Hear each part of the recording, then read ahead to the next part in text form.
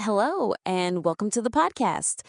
Today, we're diving into one of the most fascinating stories that appears across different religious traditions, the story of believers who fall asleep for hundreds of years and wake up to a changed world. It's an incredible narrative. We're talking specifically about the Christian story of the seven sleepers of Ephesus and the Islamic account of the people of the cave from the Quran. They're remarkably similar, but they also have some very important differences. That's exactly what I want to get into. For our listeners, what are the core similarities and differences between the Quranic story and the written account? Well, the shared elements are pretty striking. In both traditions, you have a group of young, faithful believers who are fleeing religious persecution. They take refuge in a cave where God puts them into a miraculous, super long sleep that lasts for centuries. And when they wake up, the world is completely different. Exactly. One of them goes into town with old coins to buy food, which is how they realize just how much time has passed. Both stories use this miraculous event as proof of God's power and as a powerful symbol for resurrection. Okay, so that's the shared framework. What about the differences? The differences really highlight the unique theological focus of each tradition.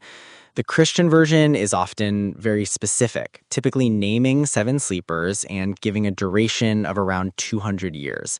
The Quranic version, on the other hand, emphasizes divine mystery. It deliberately doesn't state the exact number of sleepers, saying that God knows best. That's a fascinating distinction. Any other key differences? Yes, a couple more. The Quranic account in Surah Al-Kahf famously includes a dog companion who is guarding the cave, and it gives a very precise duration of 309 years, which accounts for the difference between solar and lunar calendars. The Christian account often ends with the emperor validating the miracle and a church being built, while the Quranic version focuses more on the lessons of faith, divine providence, and the temporary nature of worldly life. That leads to the big question. What are the earliest written versions we have of these two accounts, and which one came first? That's where the manuscript evidence is really clear. The Christian tradition has the older written sources. The earliest surviving complete account is a Syriac homily, basically a sermon, written by a man named Jacob of Surug, sometime between 450 and 521 CE, and that was likely based on an even earlier, now lost Greek original. There's even archaeological evidence, like a church and inscriptions dedicated to the sleepers in Ephesus dating to the 5th and 6th centuries. And the Islamic account. The Quranic version was revealed during the early Meccan period, so around 610 to 622 CE. That means the earliest Christian written accounts predate the Quranic revelation by about 150 to 200 years. So, does that evidence tell us which narration is more original or authentic? That's a complex question. If we define original by the date of the written text, then the Christian version is clearly earlier. The evidence overwhelmingly supports Christian priority in the written tradition. Recent research has even identified how the story was likely transmitted through Palestinian monastic networks where Greek, Syriac, Arabic scholars and translators interacted.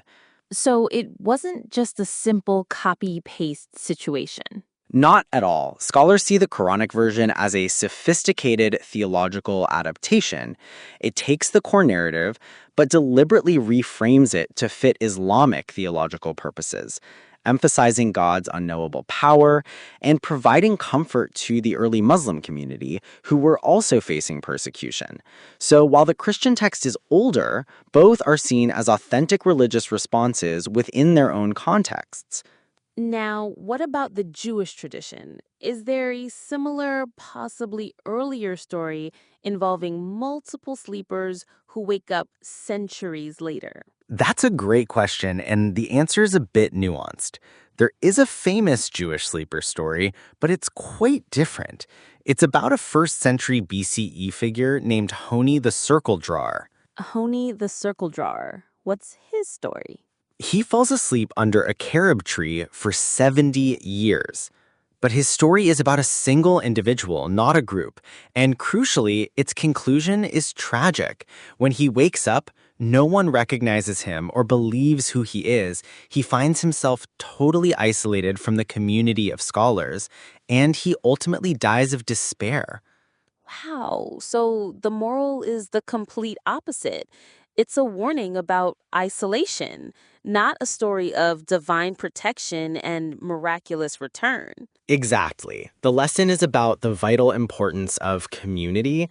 However, the text does point to a Jewish antecedent for the seven figures motif.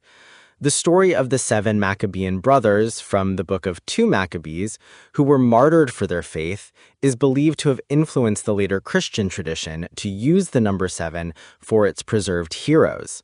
So, to recap, the Jewish tradition has a story of a single sleeper with a tragic ending, but a story of 7 martyrs that likely provided the number for the later Christian legend. That's a perfect summary. The story of multiple people sleeping for centuries and waking up to a new world is really a feature of the Christian and Islamic traditions. The Honi story is fundamentally different in its purpose and outcome.